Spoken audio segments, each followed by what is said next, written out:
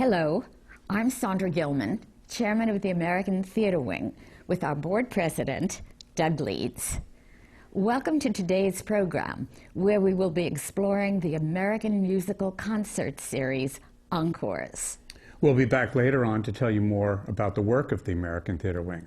But right now, please join us for another edition of Working in the Theater.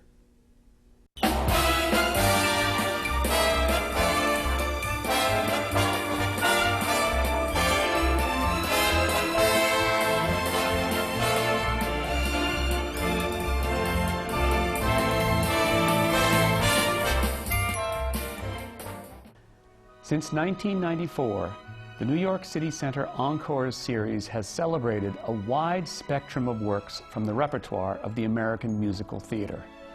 They are performed for a limited number of performances at City Center and in concert format. So far, over 40 different musicals have been included, and many of America's most important composers and lyricists have been represented, including Cole Porter, the Gershwins, Rodgers and Hart, Irving Berlin, Kurt Weill, Kander and Ebb, Harold Arlen, Comden and Green, and many, many more. Each year, Encores presents 3 lesser-known, often obscure works, giving them a chance to be heard with full orchestra and in their original orchestrations, as close to their original intentions as possible. I'm Ted Chapin for the American Theater Wing. Welcome to Working in the Theater. We are here today with 4 of the individuals responsible for the many accomplishments in the Encores series. Please welcome Judith Daykin, Executive Director of City Center from 1992 to 2003, Jack Viertel, the current Artistic Director who has served in that capacity since the 2001 season, Rob Fisher, Original Musical Director from 1994 to 2005, and David Ives, who over the years has adapted the book for 18 of the musicals in the Encores series.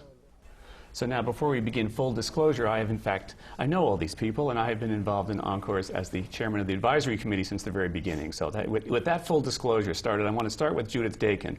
What was the first thought that you had that led to the Encores series? It goes back to the Brooklyn Academy of Music, Ted, when, as you know, we did a tribute to George Gershwin, and it happens that Rob Fisher was part of that team, and we did, insanely enough, Of the Icing and Let 'Em Eat Cake all in one evening. It was a very long evening. Jack Guilford played Throttle Bottom, and he was wonderful, and it was terrific people like Larry Kurt and Maureen McGovern and Jack Dabda. Was wonderful. It awed me at the time that people would sit there wrapped for 2 musicals lumped together with an intermission. Maybe we had 2 intermissions, I can't remember. It was just one. It was just one, Rob would remember. And Harvey Lichtenstein, who was the head of the Brooklyn Academy at that time, thought, okay, it was good. We did those 2 shows. We also did a gala tribute to Gershwin. But he wasn't interested in continuing that as a series. And I thought to myself, wow, there's clearly a hunger among New York audiences, theater audiences, to hear these older shows, which had brilliant scores. In the case of Let 'Em Eat Cake and Of the Icing, good books too. My first question to Ted was, is anybody doing this? And my real interest was in the sound of the score as those composer-lyricists originally intended it. Is anybody doing that? I knew about lyrics and lyricists over at the Y. And Ted said, no, and it's very expensive. And then we proceeded to make 2 lists on a paper napkin. The first list was all the people in the business that we didn't want to have involved with this project. People who knew better than anybody else, I believe, was the criteria on that Right. list. And the second list was all the people we really would like to have involved in the project. And on the top name on that list was Rob Fisher, because I had worked with Rob and Ted had worked with Rob. So that's how it started. And Rob, when you were first tapped, what were your first thoughts about this idea? Well, that it was about time that it was tried again. You and I think we met just prior to it, but it was Bill Tyne's New Amsterdam Theater Company, which was attempting to do it on a smaller scale and trying to do it for no money and with no rehearsal, but at Town Hall, but still trying to find a way to present these scores. So we'd had some experience there, and I'd had that experience at BAM, and then I'd done some musicals in concert with piano only for the Smithsonian. And so in my head were ways that I thought we maybe could do this, and to have somebody who was determined to have it sound like it sounded when it began, in terms of a full orchestra doing the full original orchestration as close as it could be for opening night, and a full chorus, because for these old shows, there was a chorus devoted to singing that didn't have to do the dancing, and the singing was big and beautiful. And that became our mantra. What did it sound like on opening night, and how close can we get? Right. And to find which shows were appropriate, I mean, we did form this committee, and one of the first people on the committee was Jack, who is many things, including a dramaturg and a critic, actually, in a previous incarnation. Dare I say it? Yes, I was on the dark side for many years. But you were in on those early meetings, and when we talked about which would be the perfect shows. Yeah, I think you called me principally not for dramaturgy or drama criticism, but because the committee, which had, I guess, met once or twice, felt that somebody who was actually a producer needed to come in and say, here's how you produce a show. And I had some experience at that because I worked at Jujamson at that point for 3 or 4 years, and came in and my basic reaction to the idea was, well, this will never happen. I mean, I don't know how it can happen, because as a Broadway producer, all you hear is Broadway producers sitting around, you know, pulling their hair out about how many musicians they have to use, and they don't want to use that many musicians.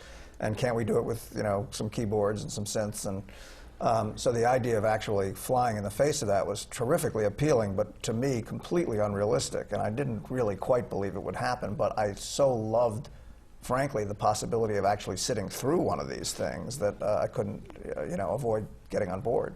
What did anybody think when the program started? You said the mantra. What was the clearest mantra from the beginning? The sound, I think. I mean, that's what drove us. And so it was score-driven rather, and often, as Judith started to say, these scores, many of them were magnificent, but housed in a book that was no longer held enough interest for a real run of a show. And they also were long. They needed. We can get to this guy. I was going to say you're giving me a very good introduction to David, to bring David in. To do the entire book is pointless. Well, David, your first Encores was Out of This World, I believe, Out called of This Porter. World. And who did the book for that? The original? I wish I knew. And how many books did you start with? 6. 6? Who did the first? Who wrote the book for Out of This World? Herb Fields? Spiewaks? Herb Fields?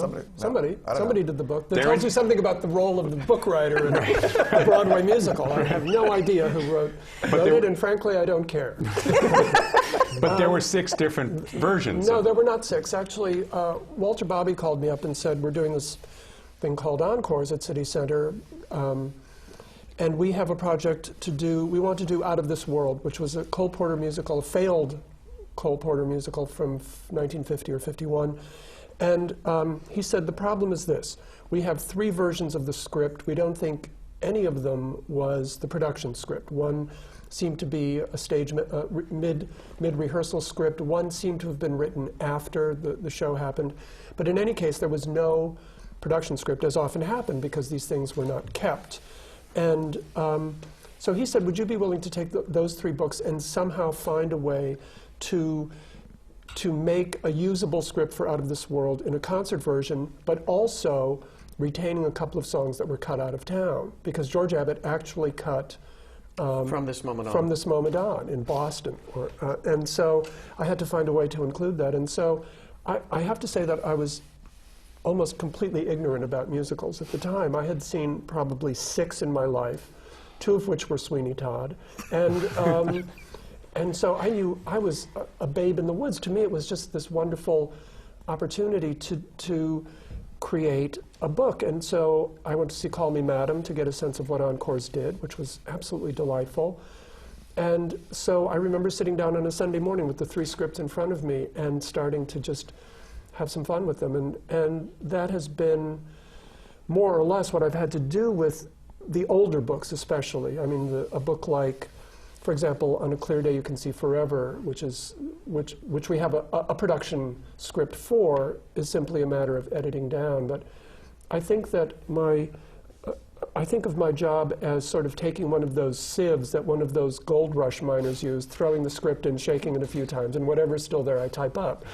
And so that's kind of how I began, was that. And it has since been this extraordinary education, because needless to say, I've learned fast about musicals and have worked on 18 of them at Encores by now. Look, if you see me dancing with anybody else, then complain. I want to wait. I want to complain now. Well, you can complain after I complain about sitting here in a section that time forgot. It was understood by all of us at the beginning that we were not doing South Pacific or Sweeney Todd or anything that got done a lot. And it was a way of bringing back properties that were either not going to ever see a revival, or if they did, it was going to be in a small town in Iowa. So, you know, that was the subtext to the score. And part of that was examining the major writers and the shows of theirs we didn't know, because one of our potential titles was Flops by Tops. Right. Before we got to the name Encores. Right. But to look at the Gershwins and to look at Cole Porter and not go immediately to the shows that do get done, but what else did they write? Right. First season we did Rodgers and Hammerstein's Allegro, which is a gorgeous, gorgeous score. Beautiful. But a difficult show to produce. It was the only encores we've done in the 40-some we've done where we had the orchestra in the pit. And it became immediately evident that that signaled to the audience that it was no longer a concert, that it was a full production. And so... And yet it wasn't. And it wasn't a full production. It wasn't. And it had only been rehearsed. They were only rehearsed for a week and a half, basically, because the entire gig is a 2-week gig for everybody. We never could convince Howard Squadron that we could get more performances. Kathleen and I made a board with little pieces, which were each rehearsal, and tried to prove to him that when you start rehearsal on that Monday morning and you do the read-through, the earliest you are going to get to some kind of performance level is Wednesday. And factually, in the first year, we only did 4 performances of each, which, in hindsight, because Patti LuPone did Pal Joey and her chops were affected by some nodes or something she was having trouble with, and Rob said afterward, if we'd done 5 performances of that, she wouldn't have made the last 2. So things evolved. Andrew Martin had trouble that, I mean, that's right. And Tyne also. They all, those big shows where one person carries the show. Yes. It's a tough Well, schedule. those audiences don't realize, of course, that they're actually singing them. The audiences are seeing them for 5 performances, but they're singing a Wednesday afternoon, a rehearsal, a Wednesday evening rehearsal. 2 texts on Tuesday. They're singing all day Tuesday, Yeah. you know. So they're it's not an 8-performance week for them. It's like a 10-performance Yeah. week, and that's very, very hard. But the other thing, on the courses. the other thing we learned, just back to that Yeah. point, that was the only we toyed with having narration Yes. rather than having script, and that poor show had both. It had script and it acted out and narrated, and Narrated by Christopher Reeve, may I quickly add. for a couple of performances. Yeah, and right? then he left. I think flew away, he yes. thought it was a benefit, so he left. And then it came in Jamie Hammerstein and Mary Rogers, who narrated it for the. But that was not a good idea. So Mickey and Judy had a little trouble Yes, getting we the did. show up in the barn. Well, It they're was the supposed first to. I mean, year. you know, It was the the mo- first year. The movie's got to be 10 reels long. You can't get it right exactly the first time. And in Fiorello, we decided early on that we'd try to do one thing choreographically, even though that was a little bit sliding away from the mission of hearing the score. But because the dance music was so great and the arrangements were so great, maybe we'd try to do one, even though the rehearsal time is very small. So for Fiorello, there were a couple of moments where the cast kind of moved off to the side, revealing the orchestra. This was the very first show. And the orchestra just played. And the cast sat there and, well, things evolved. But that's how we started. So it was about the music. Well, Jack, talk about the evolution, because I know that there have been people who say, you know, that they've become more than concerts. They've become something else, and there's the scenery and costumes and like that. It's evolved from what Judith just said. Yes, I mean, this evolution, much of it happened before I came on board as artistic director, although I think it's inevitably continued on its way.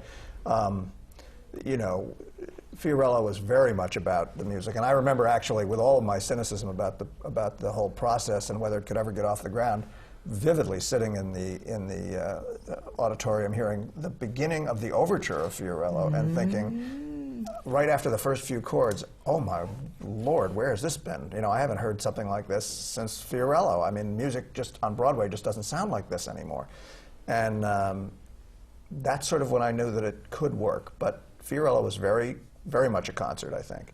And little by little, things began to be added, I think because the audience was hungry for it, and the artists, frankly, were hungry for it. Choreographers wanted to come and show off their stuff and felt that they could do the Sadie Hawkins Ballet and Lil Abner, even in the course of a 10-day rehearsal period, and they wanted to. And it would be more fun for the audience to watch the dance than just to watch the orchestra. They could watch the orchestra and the dance. And certain shows needed a certain kind of physical reality that other shows don't need. I mean, I remember when we did Carnival, Kathleen Marshall saying, when I was sort of complaining about the size of the budget for costumes and props and things, well, this is a show about a puppet stage, and we're going to have puppets, and if there are puppets, there's a puppeteer operating the puppets. You can't, everybody else can't just be standing around in cocktail wear, you know, singing. We have to deliver the magic that's in the show in whatever way we can. And so, sort of, you know, each according to its needs, we've proceeded from there, and I think sometimes we've probably dressed them up too much.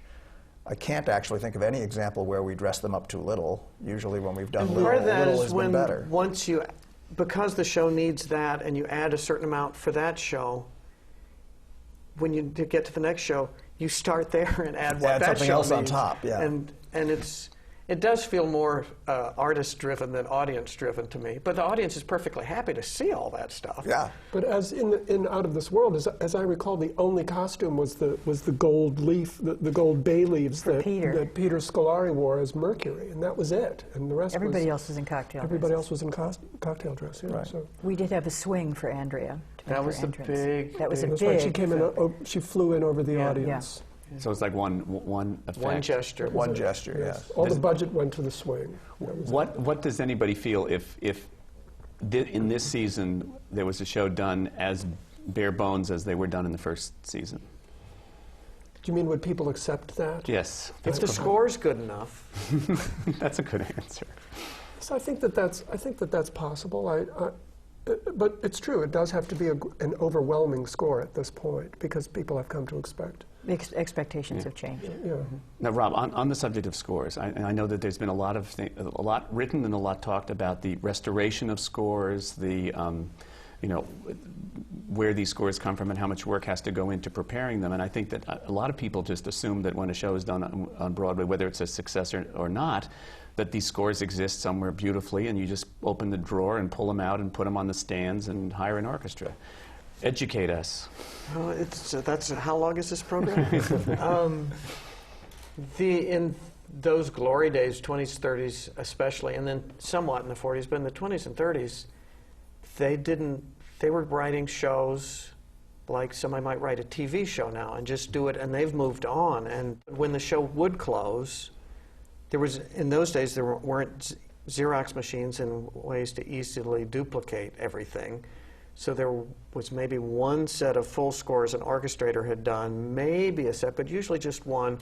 That might have ended up with the person who copied it into the orchestra parts. It may have gone back to the composer or to the orchestrator. It could be anywhere. The orchestra parts, the one set of orchestra parts, are in the pit. And when the show closes, maybe somebody goes down to the pit and gathers all that music up. And if it is somebody, it's probably from the producer's office. It's probably not the composer down there picking up. And that box of stuff could go anywhere. So I don't think we've found all the boxes yet that could be out there. What's the worst case so far? The worst? Or a good story anyway about which scores? We have lots of good stories. Yeah, there are lots of good stories. I suppose one of the favorites is the music for Sweet Adeline, which was gorgeous, gorgeous score by Jerome Kern after Showboat, soon after Showboat.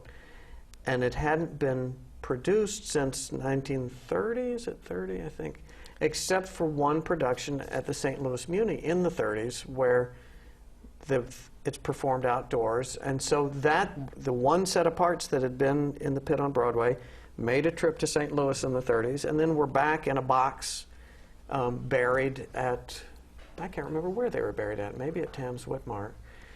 But when we opened the parts, there were dead mosquitoes from the 1930s that had been slapped at by the musicians because it was outdoors, and I guess a bad season. And our band then during the read-through was hysterical because you couldn't tell what was a dead mosquito part and what was a note. There's an equivalent in scripts too that I found so fascinating when I was working on DuBarry Was a Lady, which was a yes. Less of that later. In DuBarry Was a Lady, DuBarry Was a Lady was another failed Cole Porter show from '38, I think, and it was originally written as a star vehicle for Ethel Merman and Bert Lahr. Right. And these days, one doesn't do this, but because it was written for Bert Lahr, you would go through the script and then there would be a stage direction that said he does the sneezing routine, and then a few pages later he does the snuff box routine, and a few pages later he does the brushing routine. The bedroom sketch. And the bedroom sketch. And so that's all that it says, and so you have to come up with something that can go in there. But it was up to him to do whatever he wanted at that moment. He also used his vaudeville routines yes, in these shows. They were written as That's vehicles. why people went to those shows, was to see him do the sneezing routine. And so we have to do a kind of reconstruction. There's a kind of literary ventriloquism that goes into patching together, especially these old shows that are often missing pieces or missing pages. And they're from the time when there wasn't people weren't out there with their hidden DVD recorders, and there's no record. There's now from starting in the 50s, there at least duplication of materials became easier, recordings became more common, and then eventually video became more common. But there's. But you also bring up a point about performers, because a lot of these shows, as you said, Bert Lahr, they're geared around personalities. And Jay Binder has been the tireless casting director of Encores from day one. How has he gotten people? How have people been attracted to Encores? Walter Bobby keeps saying it's summer stock with the A-team. Right. Because it is right in the middle of the Time Daily story, because that was the turning point. That was the turning point. And that was the third show. First show of the second season. First show of the second season. We thought Tyne would be. Tyne had done a version of Call Me Madam in London, I think. Or BBC, Yep. a radio version. Yep. So she was familiar with the material. And the problem we were running into with agents and actors, too, is that they really didn't understand what we were doing. And this is Tyne Daly you're talking about. Yeah, Tyne Daly. But, in the case of trying to get anybody of name to come and join us, it was very hard. What, they're doing them in concert? How much rehearsal? Oh, my God. Jonathan Hadari convinced Tyne, once Jay had made the offer, that if she came, she'd have a good time, and she'd be treated well, and it would be fun. And he had done Allegro the year before, wonderfully. He was wonderful in it. And so we talked to Michael Hartig, and endlessly, and finally she agreed she'd come. And it was like an imprimatur. Once Tyne Daly had done an encores, everybody fell in behind her. That made the difference. If you're feeling presidential, you can make it, yes indeed. There are just three things essential. Let me tell you, all you need is an ounce of wisdom and a pound of gold, and the hostess with the mostest on the bone. There's a kind of beautiful symmetry, I think, between the way Encores puts on a show and the way these shows were put on originally, because musical theater was a throwaway art in those days. The scores were literally thrown away. If the show didn't work, you moved on to the next show, and people were assembled for shows very quickly. And musical theater was not $15 million. It was a night out, and so producers were more willing to just kind of put something up and see if it ran, and get a star and see if it goes. And so one of the joys of Encores is the rehearsal process. It's the most fun I have all year, because you start on Monday, on Friday you have the stumble through, on Saturday you're on stage, on Monday you meet the orchestra, and so there is a kind of feeling of the prospect of imminent production concentrates the mind wonderfully, you know, to paraphrase Dr. Johnson. And so we are, in a sense, recreating just that burst of energy with which these shows were originally put up. And I think that's part of the hunger that's being satisfied, and I feel it on both sides of the stage, because I think the rehearsal process puts you in a time machine to another way of doing things, and sitting in the audience puts you in a different kind of time machine, which is not just watching an old show. It's making you the audience at an old show, and therefore an audience from another time. And there's a real alchemy that goes on when the shows are good, which is audiences actually become the audience from another time. They accept things that they would never accept in a new musical today or a new theater piece today. They accept the politics of another time. They accept the sexual politics of another time. They don't ask you to be 50 years ahead of where the show was. Right. They want to go back to where the show was, and they go. They go as surely as if they're getting in a physical time machine. That's an important point, because we do not update the shows. Although I must say there is one aspect of these old shows that I am still amazed by, which is when you say we do not, you know, we take you back to the mores of another day, and yet I must say that one of my jobs as an adapter is cutting out the wife-beating jokes. There are so many wife-beating jokes in these. There's always one. You know, The Boys from Syracuse is like that's a show about wife-beating. That's the subject yes, of it would never get past anybody these days, and so that part of my job is always to find it and take it out. You know? They're not hard to locate. The sound of the slap resounding through the pages. I wanted to ask Jack, you talk about the rules between audience and on stage. Talk about the scripts in hand, because well, you know, from the very beginning we've had people carrying scripts, and actually the actors have become more resistant to carrying scripts over the years as the presentation has gotten more elaborate. But I think one of the things that happens, it's like having the orchestra on stage. One of the things that happens when actors walk out at the beginning of a show with a black notebook in their hands is the audience relaxes and says, oh, it's not a production, it's only a concert. Then if we give them a little more than a concert, they quickly forget that the scripts are there at all. I mean, even I forget that the scripts are there. They're part of the landscape in some way that becomes as invisible as, you know, lawns in a suburban neighborhood. They're there, and they allow us to do what we need to do, and then they never get in the way, strangely enough. I never forget that the scripts are there. Now, at this point, we're going to take a little break and hear more about the work of the American Theater Wing. The American Theater Wing has played a vital role in New York's theatrical life for more than 60 years. We stand for excellence, and we support education in the theater. Best known for creating the Tony Award, our work reaches beyond Broadway and New York. These seminar programs, which are supported by the Annenberg Foundation and the Dorothy Strelson Foundation, are an unequal forum for discussions with today's most creative artists. Downstage Center's in-depth interviews are heard on XM satellite radio. Our grant and scholarship programs support New York theater companies and theater students. And since we began, we have given away more than $2.5 million. Our theater intern group helps young people who are just starting in their careers build a professional network. And Springboard NYC is a 2-week boot camp for aspiring actors from colleges across the country. All of the American Theater Wing's educational and media programs are available for free, on demand, from our website, americantheaterwing.org. Now, let's return to the seminar.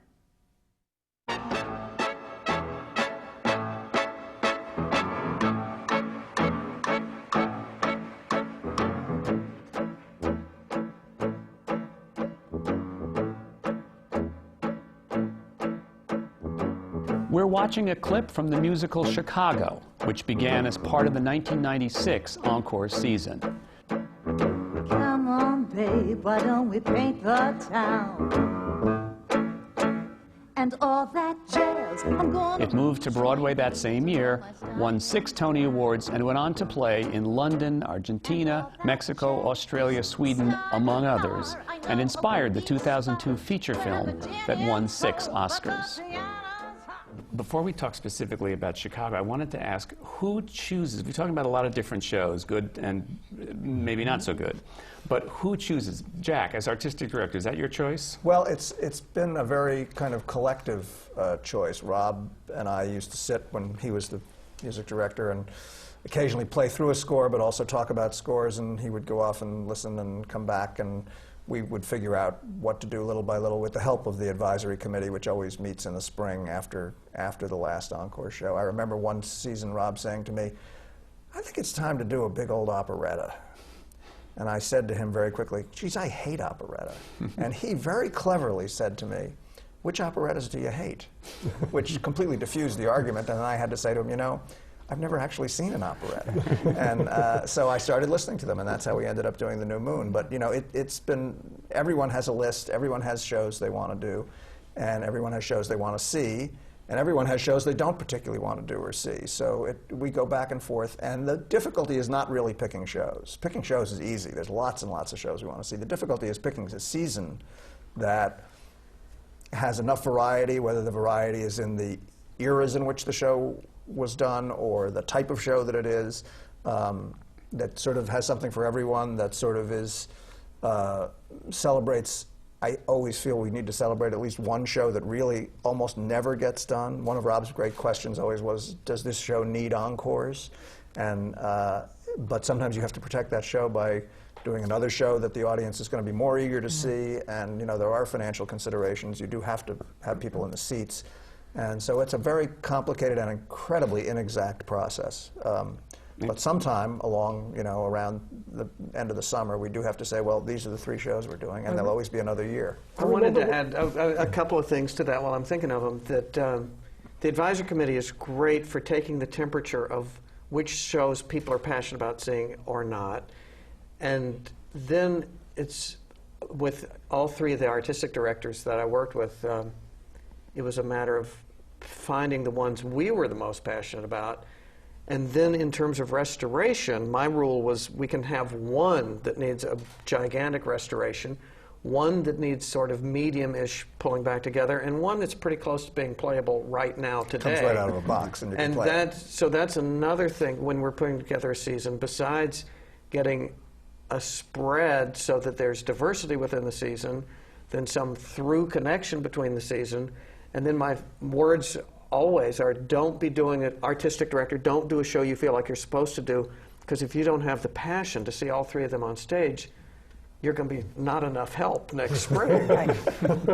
And what you outlined there are financial. I've learned this, much to my chagrin, and probably caused a lot of chagrin for other people. I won't name titles. But Rob's format there, in terms of the type of show and how much, really his point has to do with the intensity of the job of the staff and prepping. But it does have financial considerations too, because if you do a major restoration like St. Louis Woman, you're talking in excess of $100,000 probably to do that, and that was a big deal. So we clearly couldn't do. That's $100,000 more than a non-restored show, on top of the producing costs. And sometimes you get surprised. I mean, we were stunned, I think, when we decided to do Bye Bye Birdie for a variety of reasons. And a lot of people felt, oh, that's too well-known a show, and you really shouldn't be doing that kind of a show. When we sat down to play the original orchestration of Bye Bye Birdie, it needed a lot of work. It had not really been heard the way it was written since 1960 when it played the Martin Beck Theater. Some shows immediately become there was a tour that reduced the original orchestration, and that's what exists now. And to get back from the touring version to the original version sometimes is more complicated than we anticipate. And a little more expensive. But on the subject of the New Moon and choosing shows, two quick Adolph Green stories, because I told Adolph Green that we were doing The New Moon, and he saw The New Moon in 1928. And he said to me, oh, well, The New Moon it's a Sigmund Romberg show. He said, it's not even Sigmund Romberg's best. And I said, well, what is Sigmund Romberg's best? And he said, Rudolf Frimmel. And the other Adolph Green story is that I told him that I was going to be adapting Do Re Mi for encores, and this was his response: "No, don't." And that was his show. That was his show. He wrote it, but it actually he turned out to be so delighted by it, and the show itself turned out to be wonderful. Partly because it was also that show was written as a vehicle for Phil Silvers, and we had Nathan Lane, who is the Phil Silvers of our time. I hope, Nathan, you don't mind my saying that. But in any case, it ended up being a delight, but his own first response was, no, don't adapt my show. So taking from that, is everybody comfortable enough to perhaps venture a title that you think might have been better off staying in that vault? Daykin. Dewberry was a lady. I'm sorry, it just was painful. And poor Bobby Morris and Faith Prince. But I will take the blame for that. I did not do a good adaptation of that show. It was Walter and I together, and I have to say that we fell too much in love with what we were doing. There was too much book. I think that was the second show I adapted, and I will take the blame for that. It is a much better show than that, and so it was the book. As always, it's the book. So we should give it another try. Right. It really would be better. That's how I feel about them. I wouldn't say there are shows, certainly wouldn't name any titles that I think we shouldn't have done. There are a few I wouldn't mind getting back and having had a second time. Another shot and at partly because of what we learned from doing them the first time. Yeah. Yes. Rob, are you willing to throw a title that maybe should never have been done? No, I just think, and I'm not even going to throw you the titles that we could have done better. There were some low. Casting didn't quite come together. The staff didn't quite come together, meaning director, choreographer, or, there's just the stars didn't align. The stars have aligned a lot of times. Many more times than not. In some cases, these shows are so hard to understand. No, it's hard to understand what they are and what drove them in their original time.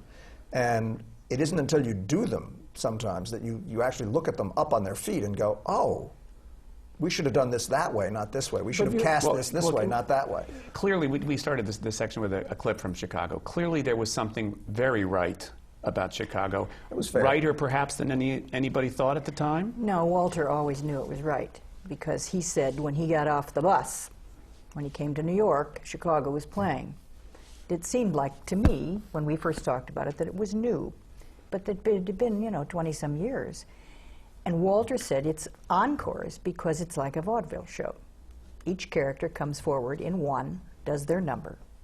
And that drove how it was shaped. The fact that Annie Reinking ended up only at the beginning as choreographer, and then as we went forward, and Walter, we all said we should ask her to do Roxy, which we did. Anyway, but it did fall out of our stated mission, that title. It was... it got done. I mean, because it was the first title, it was perhaps... It was newer, but it also did get done. It had a revival on the West Coast just prior that BB had been in, and it didn't need encores as desperately as Sweet Adeline did. But the politics of the time, the O.J. trial and the Melendez brothers... it was a great choice for producing. It was perfect in terms of the topicality of it and how it had resonated. And it worked well as a concert because of that vaudeville aspect. Absolutely. But it was Walter who had the vision that He there was did, something and right. wanted desperately to do it. And then once we got into it, the score is brilliant. And the Ralph Burns orchestrations are brilliant. There were so many brilliant things in it, and it manifested itself. And we knew the night of the dress rehearsal, everything was over. I don't care for driving package cars or smoking long butt cigars.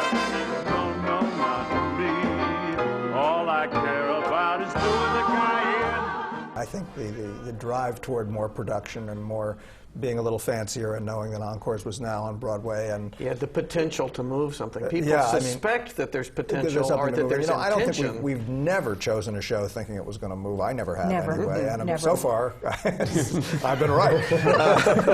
Well, the Apple Tree is now at the Roundabout, but that's another not-for-profit Wonderful theater. Town. Wonderful Town was before I was not the artistic director okay. of Wonderful Town. But I don't think we ever have even really thought about that, because the unique thing about Chicago is that it was written for a small band. So putting on my Broadway hat and remembering how Broadway producers all sit around saying, we need a smaller band. This show actually has a smaller band.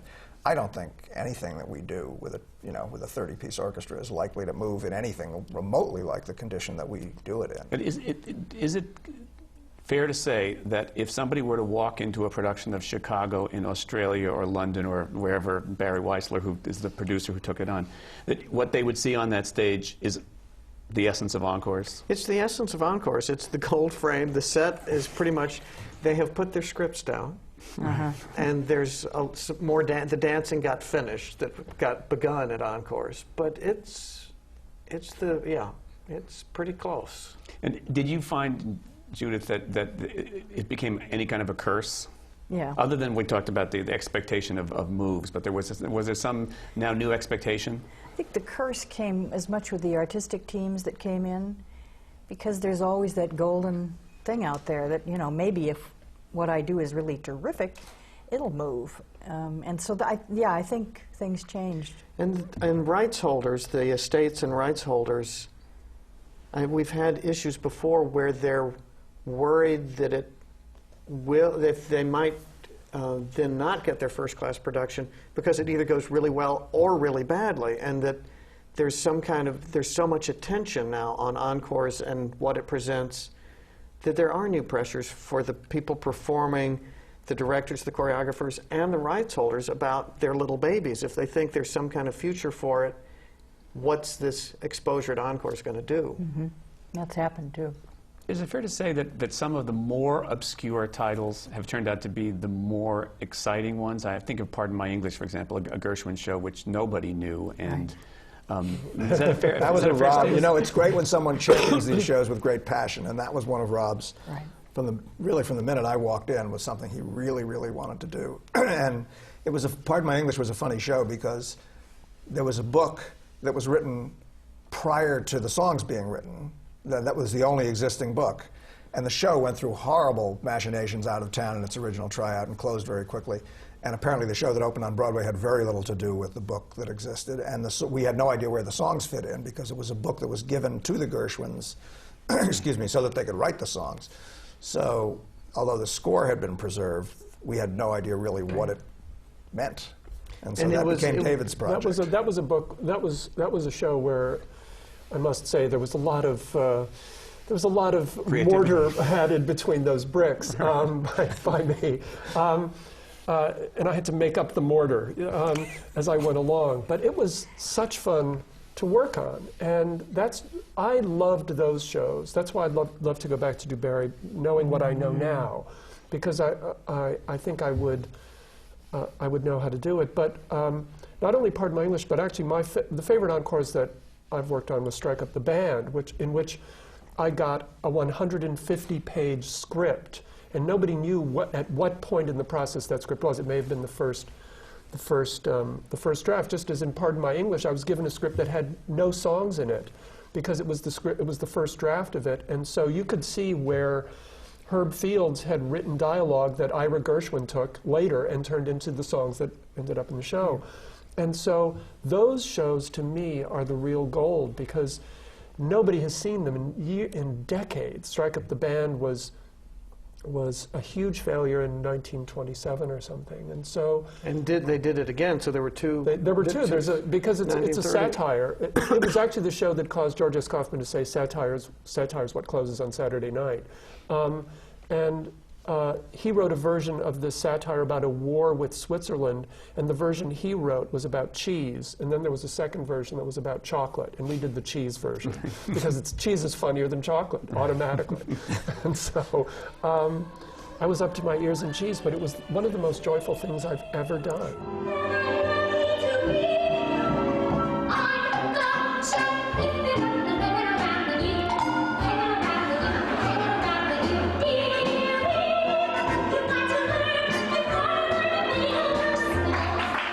That was also the show where I added a lot of mortar to that show as well. But fortunately, Ann Kaufman, George S. Kaufman's daughter, is still with us, and she absolutely hated one of the jokes that I added. And my favorite. And she came up to me at dress rehearsal, and she said, "You know, you must take that joke out." I didn't know her. It's like meeting one of those great crusty aunts from Edith Wharton, you know. And she was there at the beginning. She was there to see it. And but she hated this joke that I had written because I had taken out some material. I had to create something to make a bridge to a song or something. So I added this joke, and she said, "At dress rehearsal, you must take that joke out." And I said, "No, it's a very good joke." She said, my father would never allow that joke. And I said, well, I'll make a deal with you. If it gets a laugh at dress rehearsal, we'll take it out. She said, okay, I'll buy that. And so, dress rehearsal came. If it doesn't get a laugh, I'll take it out. And so dress rehearsal comes, big laugh. So I see her peer at me over the crowd, and she said, all right. But we cut the same deal every night thereafter until it closed. And it got a laugh every night. And at the gala, there was a big gala dinner.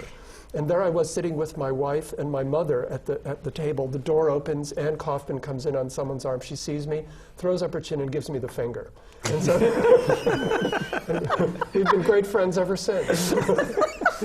That's an enlightened rights holder. An 82-year-old woman giving you the finger at a gala, that's what I call life in New York. How important has the success of each specific show been to the director who does it? Because obviously the task of a director, if it is Summer Stock with the A-Team, they have a week and a half to put it up. But well, you could say careers have been semi-launched at least. I mean, Kathleen worked with her brother Robbie for years as an assistant choreographer and a dancer and stuff, and we really gave her a chance to move out of, well, stay with choreography, but direct as well, and that was a big stretch for her at the time, and she took advantage of it. The directors that come in to do encores are putting their life on the line. The rehearsal period is too short. But it's also, it is a directorial triumph, really. It is a test of a director, and there are very few who can do it, because the great thing about that rehearsal process is you are getting the most talented people you can find into a room, and you can't have you don't have a second chance. You can't second guess anything. You have to go on your instincts, and your instincts have to be right. And so that's the fun. And so those people are few and far between. And they all are grateful for the training. Yes. Rob Ashford sometime recently has said, it's the encores training. That's why I can do what I do. It's the encores training. Yeah. Right. Yeah. If you can survive it and survive successfully, it's a great credit to have. Did Rob Ashford choreograph his first show at Encores? Or had Probably. He'd been assisting Kathleen a lot, and then I'd have to check that. I would too. But I would think that would put a burden on you as current artistic director, Jack, to figure out who, I mean, clearly there are people It's a very interesting challenge, and I think one of the things that I had to learn is, because it feels like summer stock with the A-Team and, just putting on a show in a barn, one's instinct, or at least my instinct, is to use lots of young, new, fresh talent. But when it comes to directors and choreographers, it's actually not a good way for them to debut themselves, and it's not good for encores either. The pressure here is mainly one of getting someone who's experienced and understands what the technical problems of getting through a rehearsal period like this are, can lay them out during a pre-production, series of pre-production sessions with a stage manager and a music director and a choreographer.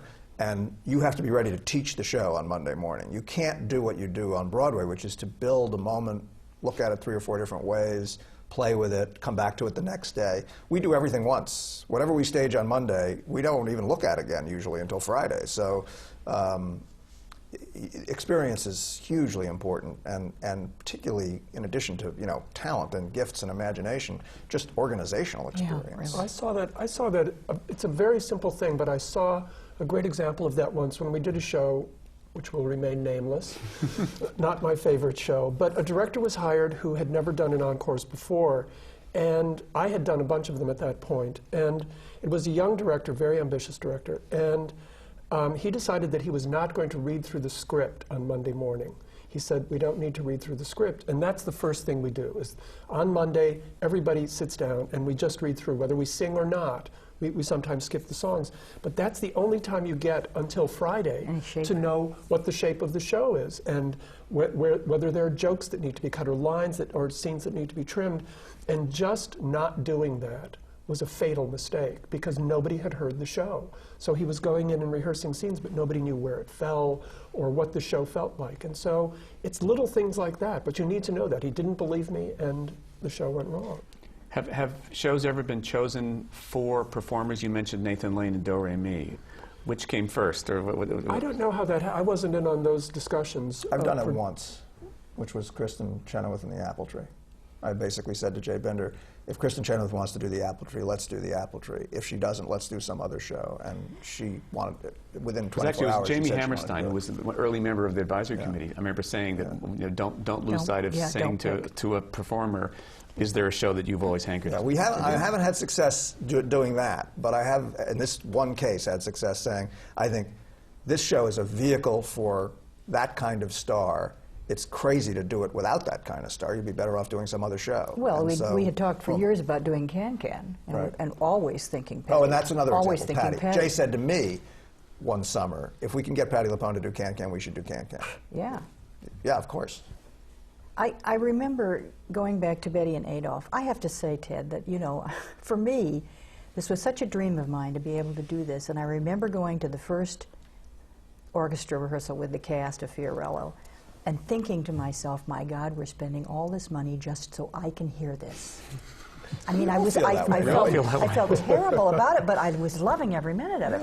And when Betty, and having those people, many of whom are no longer with us, like Betty and Adolph, stand in the aisle at the final rehearsal of Do Re Mi and turn to me and say, Daykin, this second act never worked. It was terrible. But because of what David's done, and Nathan, it plays. And they were just tearful about that. Here was a show on stage in front of them that they thought they would never see again in their lifetime. And they had a wonderful experience. One of the secrets of that show, though, was Nathan doing what Bert Lahr used to do in 1938 in Phil Silvers, which was that while in that week, he was finding better ways to say things, just little things, and so he was adjusting it to himself, and it was perfect for that. It was perfectly right for that because it was written for Phil Silvers, and he was in those boots, and so the responsibility was on his shoulders to make that show carry. And he did it. He took it on his shoulders, and he adjusted it and massaged it, and it was gorgeous to watch. If we hadn't had Nathan, we would never have done that show. Nobody tells me what to do, see? Yeah, I'm gonna flatten you out like a steamroller. Yeah, and slip you out of somebody's door. Yeah, and remember, Helen Kane, Little Jackie, Fred Astaire and Rogers, see Obie Smith and those other codgers. So many shows are for stars. That's part of what the musical theater in America is and has always been.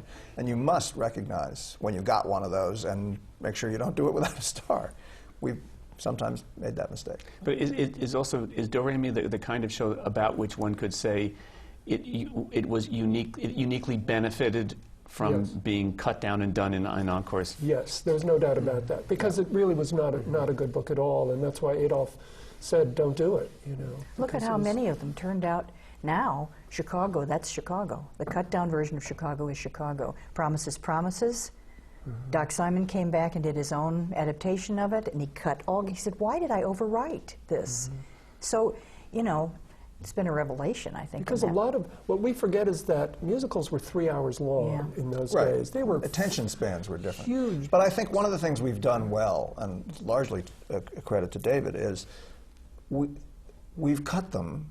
We've never tried to fix them. We don't try to change the spirit of them or update the spirit of them in any way. And I think, generally speaking, the fixed musicals that I've seen where someone says, oh, I know what On a Clear Day You Can See Forever really should be, actually aren't as good as the originals, even if the originals have flaws in them. And somehow by trimming them and trying not to leave any of our own fingerprints on them, they play better. But these books failed often because of those books. And my job, when I'm on one of these, is to give people the essence of the show, the feeling that they have seen what the show was meant to be, but with the accent certainly on the sound. And so I have a rule that I came up with very early on in the process, which I call the encores rule, which is that no scene after the first scene should be longer than 2 pages. Because it has to go to the song. It's not about the book. 2 pages in a It's song. not about book. So the third show this season is an assemblage of material from reviews in the past. So I use that as my final question. I do it to you, Jack, which is the future of encores. What's the future of encores? Oh, the future of encores is rosy, Ted. Do I need to say more than that? No. You know, I think encores has gone through a period where we were obscure and didn't know quite what we were doing. We were popular, Then we were sort of impossible to get a ticket to once Chicago happened. And then we settled into a pattern of doing what we do. And a couple of years ago, I began to feel, as the current artistic director, that that pattern, while we were still producing good results, wasn't keeping us as sexy as if we began to grow a little bit. And you know, no institution stays young and impassioned and at full bore interest to the audience for 14 years without shifting and trying to refine itself. I don't see us doing anything very dramatically different. I mean, this year, because it's the 100th anniversary of the first Ziegfeld Follies, I wanted to do a season that was sort of about follies, about reviews. And we've never done a review except in its entirety, except for the Ziegfeld Follies of 1936, and I didn't really want to do that again. We've already done that kind of thing. And this just seemed to be a way of celebrating the best of the review material. It's wonderful material written by Irving Berlin and Cole Porter and the Gershwins and Rodgers and Hart and Harold Arlen and whoever, all the way from the early Ziegfeld Follies to New Faces of 52 and Two on the Aisle and the last reviews before the form basically moved to television.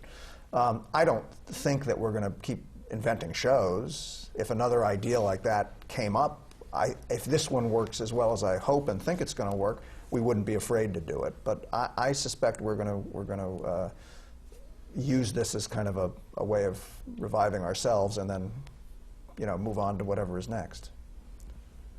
David, you want to have at that? The future of Encores? I have no idea.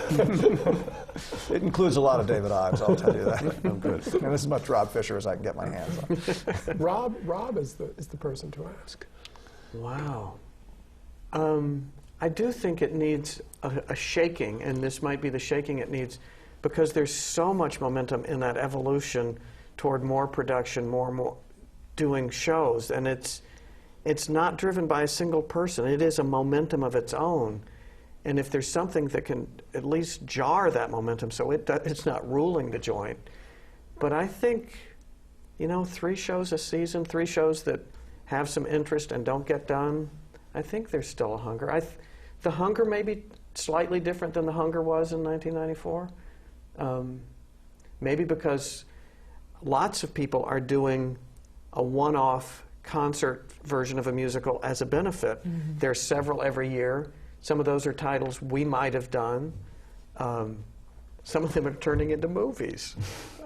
It's interesting how much more is out there. People in other towns have created their own versions of encores, but even in the city, there's more access to old musicals, and producers are looking at anything to revive, so that there's competition for those old boxes of stuff now. All right, well, on that note, thank you. Thank you one and all for being here. Thank you for joining us. These programs are brought to you from the Graduate Center of the City University of New York with our partners at CUNY TV. On behalf of the American Theater Wing, thank you for joining us on another edition of Working in the Theater.